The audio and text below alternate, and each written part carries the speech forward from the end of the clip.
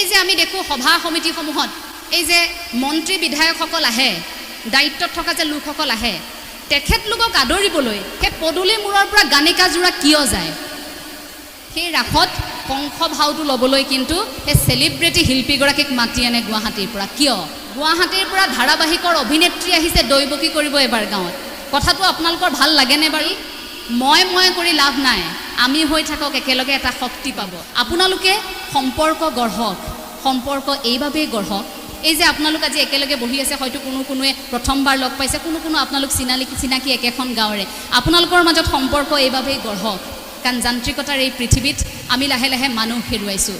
এনেদিনো অসমত আহিব, কেতিয়াবা আপোনাৰ আত্মীয় ঢুকালে আপুনি যদি ফোন কৰি খবৰ দিয়ে যে তোমাৰ মা ঢুকাইছে, তোমাৰ দেউতা ঢুকাইছে, তোমাৰ খুৰী ঢুকাইছে, তোমাৰ খুৰা ঢুকাইছে, আপোনাৰ সিফালৰ পৰা আপোনাৰ আত্মীয়ই ক'ব যে আমি যাব নোৱাৰিম, খুব ব্যস্ততা, তোমালোকে যিখিনি কাম কৰিব লগা আছে কৰি থোৱা, টকা পইচা কি লাগে আমি পঠিয়াই দিম। কিন্তু সেইটোৱে মানৱ জীৱনৰ শেষ নে বাৰু? আপুনি যে মৃত্যুৰ দিনা সেই যে চাঙিখনত উঠি যাব লাগিব, অন্তত 4জন মানুহ আপুনি নিজৰ কৰি ৰাখক, অন্তত 4জন মানুহৰ সৈতে হ'লেও আপুনি সম্পৰ্ক ৰাখক, সম্পৰ্ক বনাওক। যি 4জন মানুহে আপোনাক সেই শেষ মুহূৰ্তটোত আপোনাক লৈ যাব কান্ধত তুলি, সেই 4জন মানুহ অন্তত আপুনি আপোনাৰ বাবে সম্পৰ্ক হিচাপে ৰাখক। গতিকে এই জীয়াই থকাৰ দিনকেইটাত আমি বৰ বেছি এই মনুষ্যৰ এই শৰীৰটো, বৰ বেছি এই শৰীৰটো আৱৰি ৰখা কাপোৰ কানি অলংকাৰ এইবোৰত আমি বৰ বেছি মূৰ ঘমাই সময় নষ্ট কৰি লাভ নাই। বোলে এই দেহাটোনো কেইদিনীয়া?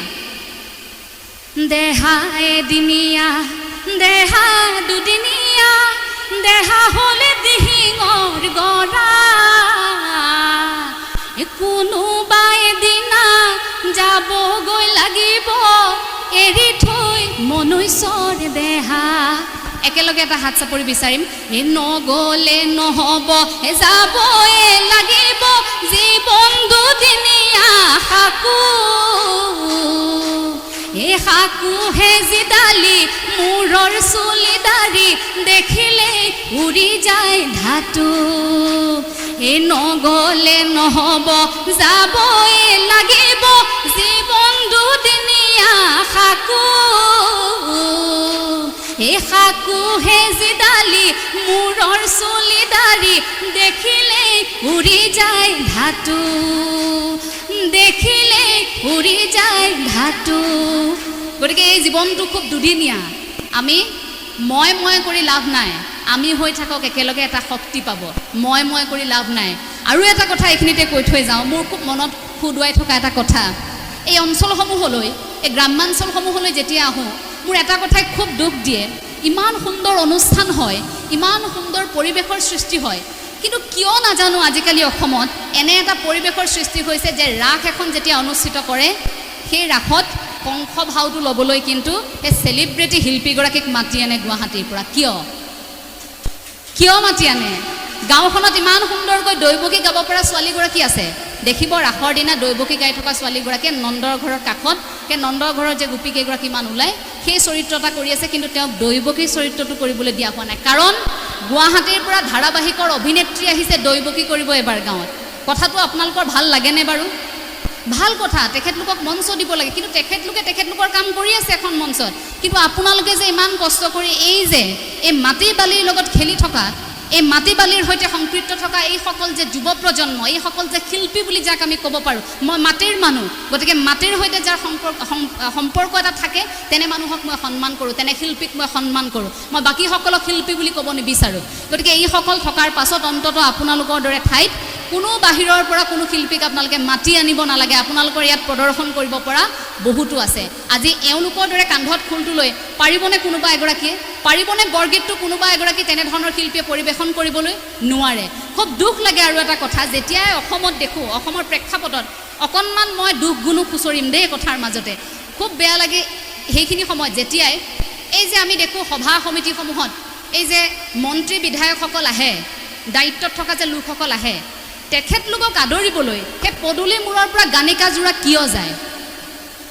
এই যে গুৰু বাদ্য আমি গুৰুৱাখনৰ সন্মুখত বজাইছোঁ, কিন্তু সেই মন্ত্ৰীগৰাকী আহিলে, সেই বিধায়কগৰাকী আহিলে মূৰ তল কৰি এনেকৈ সেই বিধায়কগৰাকীক, মন্ত্ৰীগৰাকীক আমি আদৰি অনাৰ কিবা যুক্তি আছেনে? আদৰি অনাৰ বহু ব্যৱস্থা আছে। আমি ফুলাম গামোচাখন দি আদৰি আনিলোঁ। আমি আন কিবা এটা পদ্ধতি যিকোনো ধৰণৰ কাৰ্যসূচী থাকে, আমাৰ লোক সংস্কৃতি আছে, ইমান বেছি চহকী আমি কৰিব পাৰোঁ। কিন্তু গুৰুবাদ্য সকলোতে নহয়, খোলবাদ্য সকলোতে নহয়।